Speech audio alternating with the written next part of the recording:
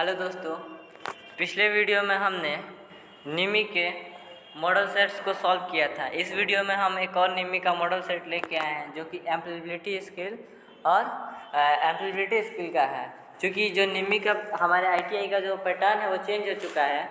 अब जो second year है उसमें भी एम्प्लीबिलिटी स्किल को ऐड कर दिया गया है। सो ये एक बहुत ही इम्पोर्टेंट चैप्टर है, आपके एक इम्पोर्टेंट सब्जेक्ट हो गया है एम्प्लीबिलिटी स्किल। इसके लिए भी आप लोग प्रैक्टिस कर लीजिएगा। और बाकी हम लोग मॉडल सेट आपके लिए डेली एक एक मॉडल सेट लाते हैं। चलिए, पहला क्वेश्चन दिया गया है ना कि कौन सा एक सर्च इंजन है, मतलब ये जो नीचे 4 ऑप्शन है उसमें से किस में हम लोग सर्च करते हैं। तो ये क्वेश्चन सबको पता है कि हम लोग गूगल पे कोई भी चीज़ को सर्च करते हैं। आगे दिया गया है कि पूरे देश या क्षेत्र की आर्थिक प्रदर्शन को नापने के लिए किसका प्रयोग किया जाता है। तो जो जीडीपी होता है वो हमारे क्षेत्र की आर्थिक प्रदर्शन को व्यक्त करती है, जिसको हम लोग ग्रॉस डोमेस्टिक प्रोडक्ट बोलते हैं। आगे दिया गया है कि जो एबीसी शब्द है वो प्राथमिक चिकित्सा से कैसे रिलेटेड है। तो ये एयरवेज ब्रीथिंग एंड सर्कुलेशन यानी वायु मार्ग, श्वास और परिसंचरण से रिलेटेड है। आगे बोला गया है कि शोर, गर्मी तथा ठंडी वाली शारीरिक सहजकता कहाँ से आती है। तो शोर, गर्मी, ठंडी ये इन्वायरमेंट से रिलेटेड है, इसीलिए ये पर्यावरण बाधा कहलाती है। आगे दिया गया है कि लक्ष्यों को कैसे व्यक्त करते हैं। तो जो लक्ष्य होते हैं वो 2 तरीके के होते हैं, एक अल्पकालिक और एक दीर्घकालिक, यानी एक शॉर्ट टर्म और एक लॉन्ग टर्म। आगे बोला गया है कि ग्लोबल वार्मिंग के लिए मुख्य ग्रीन हाउस गैसें कौन सी है। तो जो ग्लोबल वार्मिंग के लिए मुख्य ग्रीन हाउस गैस है वो कार्बन डाइऑक्साइड होती है। आगे दिया गया है कि ग्रुप डिस्कशन में एक अभिव्यक्ति का सही संदर्भ चुनें। Excuse me, I would interrupting होता है, इसको बोलते हैं डिस्टर्बेंस के सेंस में ये आता है, इसीलिए इसको इंटरप्टिंग बोला गया है। आंसर जो इसका होगा वो इंटरप्टिंग। एमएस एक्सेल में वर्कशीट के संग्रह को क्या कहते हैं। तो जो एमएस एक्सेल में वर्कशीट के जो संग्रह होते हैं उनको हम लोग वर्कबुक कहते हैं, वर्कबुक। आगे बोला गया है कि सुरक्षा चिन्ह में कौन नहीं आता है। तो सुरक्षा में, सूचना सुरक्षा में ये चीज़ नहीं आती है कि आप किसी को भी अपना पासवर्ड बता सकते हैं। आप पासवर्ड अपना किसी को नहीं बताएंगे। आगे बोला गया है कि साक्षात्कार कॉल प्राप्त करने के बाद अगला कदम क्या होगा। तो जब हमको साक्षात्कार कॉल मिलता है तो सबसे पहले हमको साक्षात्कार में जाना चाहिए। आगे बोला गया है कि जो आंसर है उसमें कौन सा शब्द साइलेंट रहता है। तो इसको हम लोग आंसर बोलते हैं ना, आंसर। तो इसमें W का जो शब्द है वो साइलेंट रहता है। आगे बोला गया है कि इंटरव्यू एटिकेट में डोंट क्या है, हमें क्या नहीं करना चाहिए। तो हमें नौकरी पाने के लिए अपनी क्षमताओं के बारे में कभी भी झूठ नहीं बोलना चाहिए।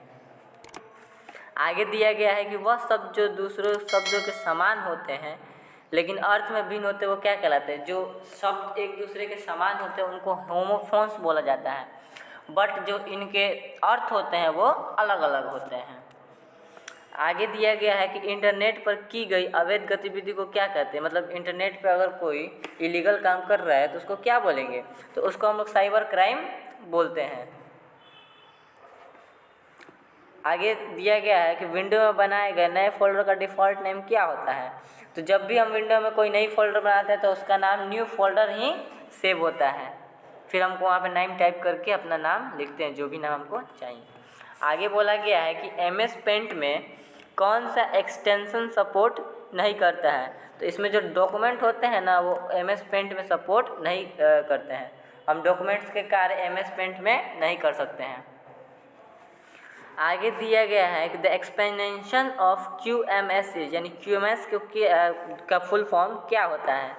QMS का विस्तारित रूप क्या है। तो इसका जो है वो है गुणवत्ता प्रबंधन प्रणाली यानी क्वालिटी मैनेजमेंट सिस्टम। आगे बोला गया है कि कचरा शब्द के लिए इस्तेमाल किए जाने वाला नाम क्या है। तो इसको हम लोग मुदा क्या बोलते हैं, मुदा बोलते हैं। आगे दिया गया है कि एक प्रोग्राम जो अन्य प्रोग्राम को संशोधित कर उसे संक्रमित कर देता है उसे क्या कहते हैं, जो इन्फेक्ट कर देता है दूसरे प्रोग्रामों को, उसको हम लोग वायरस बोलते हैं। क्या बोलते हैं हम उसको? वायरस बोलते हैं। आगे दिया गया है कि निष्क्रिय आवाज़ कौन सा है। तो निष्क्रिय का मतलब होता है पैसिव, यानी हमको यहाँ पे पैसिव वॉइस ढूंढने हैं। तो इसमें जो पैसिव वॉइस है वो सी नंबर ऑप्शन सही हो जाएगा। हर birthday was celebrated by us, मतलब जो उसका बर्थडे हुआ हमारे द्वारा सेलिब्रेट किया गया। और बाकी सारे जो 3 ऑप्शंस हैं वो एक्टिव वॉइस हैं, सिर्फ जो सी ऑप्शन है वही पैसिव वॉइस है। आगे दिया है कि गुणवत्ता उपकरण को हिस्टोग्राम का कार्य क्या है। जो हिस्टोग्राम है ना वो जो इंडिकेट शेप्स ऑफ डिस्ट्रीब्यूशन, जो वितरण का जो आकार है उसको दर्शाता है हिस्टोग्राम। ग्राफ जो होता है वो वितरण के आकार को दर्शाता है। आगे दिया गया है कि चर्चा शिष्टाचार का डोंट है, हमें क्या नहीं करना चाहिए। तो हमें अनावश्यक बहस नहीं करना चाहिए। ILO का विस्तारित रूप क्या है। तो ILO का जो फुल फॉर्म होता है वो इंटरनेशनल लेबर ऑर्गेनाइजेशन होता है, इंटरनेशनल लेबर ऑर्गेनाइजेशन। आगे दिया गया है कि छोटी दूरी के लिए हम किस प्रकार के नेटवर्क का उपयोग करते हैं। तो छोटी दूरी के लिए हम लोग LAN का प्रयोग करते हैं। किसका? LAN, local area network, LAN का प्रयोग करते हैं। और बड़े क्षेत्र के लिए WAN का प्रयोग करते हैं, वाइड एरिया नेटवर्क। आगे दिया गया है कि मानव प्रयासों में सही और गलत के अध्ययन को क्या कहा जाता है। तो ये एथिक्स बोला जाता है। एथिक्स एक सब्जेक्ट आता है जिसमें हमें अपने पर्यावरण मतलब रिलेटेड कुछ जो हमें हमारे अंदर क्या अच्छाई होनी चाहिए, क्या बुराई नहीं होनी चाहिए, उसके बारे में एक सब्जेक्ट आता है जिसको हम लोग एथिक्स बोलते हैं। अगर वीडियो अच्छा लगे तो लाइक शेयर सब्सक्राइब करना ना भूलिए।